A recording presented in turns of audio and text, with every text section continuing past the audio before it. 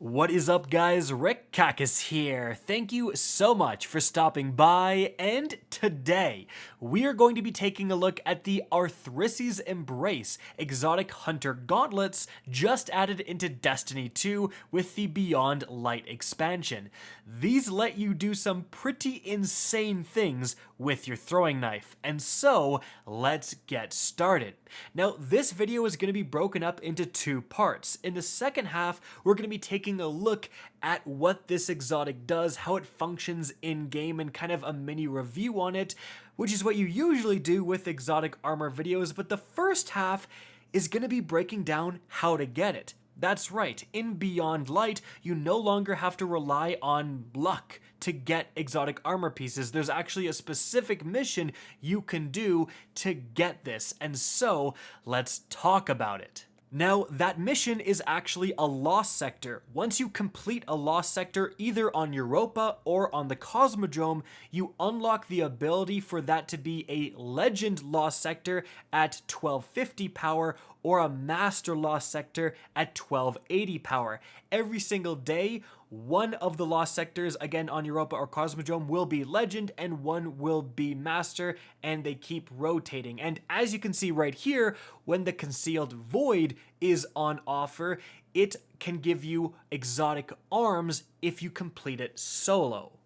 Now let's take a look at the build I used to accomplish this. Firstly, there's going to be barrier champions and overload champions, so I'm using anti-barrier SMG rounds and overload auto rifle rounds. To accompany that, I have firstly in the kinetic slot, just a decently rolled forward path auto rifle from Iron Banner, but really any kinetic auto would do, and that lets me use in the energy slot the Aikilos SMG. Importantly, this can produce Warmind cells, and we're going to see a lot of Warmind perks in my armor. Now, my heavy is going to be the Anarchy. Once extremely inaccessible and basically impossible to recommend using, now with the new exotic archive system, you can just buy this weapon once you've done enough of any raid encounters, so a lot more people are going to gain access to this weapon. If you don't have it, a super high DPS heavy like potentially the Xenophage, a Godroll grenade launcher, or even a sword would be decent. Now as for my armor, and again, it's all about those Warmind cells. I should point out, use double Finder and Scavenger perks for whatever heavy you're using, but my helmet has global reach for a bigger blast radius. Then importantly, on my gauntlets, I have Rage of the Warmind to do solar damage, because there's actually going to be solar shielded shanks within this lost sector, so I'm not using a solar weapon. If I can trigger a Warmind, I can rip that shield down and then deal with that enemy. I also have Power of Rasputin, so enemies nearby a Warmind cell take more damage, obviously quite useful. And then, kind of an interesting one here, I have Blessing of Rasputin, so you can collect a Warmind cell, and then your next final blow has a higher chance to drop a Warmind cell. And that's because I also have Warmind's Protection, so I take less damage from enemies near a Warmind cell. So essentially what I'm doing here is spawning a Warmind cell because I'm in a lost sector and the rooms aren't too big. Most of the enemies in there are going to be affected by it. So I'm going to do more damage to them and take less damage from them, and I don't really blow up the Warmind cell unless I see a solar shielded enemy. I just kind of leave it around and get those bonuses, and then I can go and pick it up, right? And then I can spawn another one really easily. Now, some more tips. You may have noticed I'm using the 6th Coyote and I'm top tree tether. That's really good because I just get invisibility all the time whenever I want. I would highly recommend, if you're using a hunter, obviously, use invisibility. That is super important when you're dealing with higher level content. I would also recommend trying to kill all of the ads in an area before engaging the champion. If you can just focus a champion that's by itself, it's pretty easy to simply, with a barrier champion, do some damage, the shield goes up, break it with your SMG, do some more damage, rinse and repeat until you kill it, and kind of the same thing with the overload. Use the auto, stun it, do some damage, it kind of gets back up. Keep shooting with the auto, stun it again, do some damage. You can easily whittle those guys down if you're not being pressured by snipers and other things around you. Also, a huge tip for the boss room.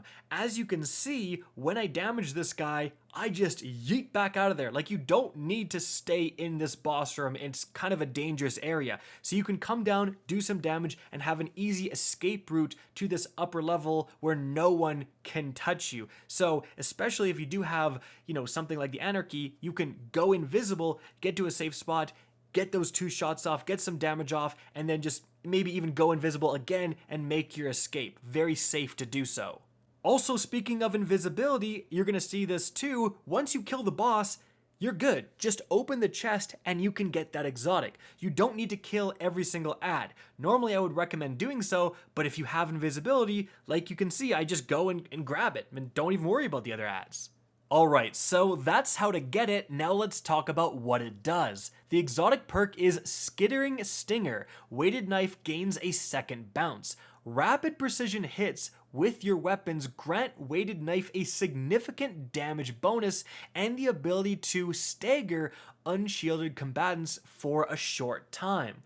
Okay, so let's break down that bonus. In a PvP environment, as you can see right here, the bonus doesn't stack. It's an on or off bonus, and what happens is that when you get around 4-ish precision shots, you get, as you can see, Strengthened Heavy Knife.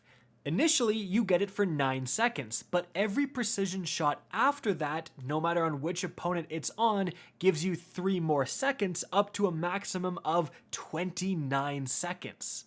So if you're using an auto rifle here, in fact the auto rifle I'm going to be using for the entire video because it's so good with this exotic, and that is the Monte Carlo exotic auto rifle.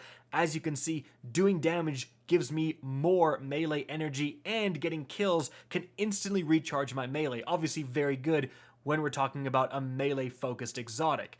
In any event, once you have that strengthened heavy knife, it is going to double the damage of your weighted knife. As you can see, 140 damage normally for a body shot, then with the bonus, instantly dead at 280 damage. So yes, this exotic lets your weighted knife one-shot kill to the body. That's pretty darn good. Especially since the bonus is so easy to activate. You don't even have to kill a guardian to get it, and if you do get 1 kill with the Monte Carlo, that'll give you the full 30 seconds, and 30 seconds is a long time.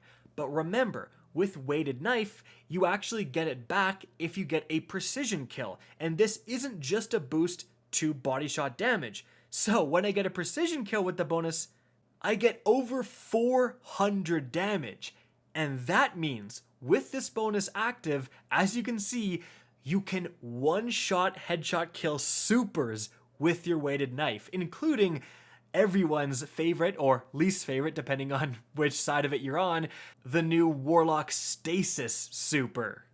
And it's really not too hard to see of a scenario where a super is coming at you. You just get a few headshots, you don't even have to kill it, get the weighted knife bonus, yeet out your knife, and get the one-shot kill. But moving on, this also has some PvE implications. So firstly, I'm just going to show you this clip right here. I get the bonus active, I throw my throwing knife at this, mini boss, and I do nearly 40,000 damage for a throwing knife.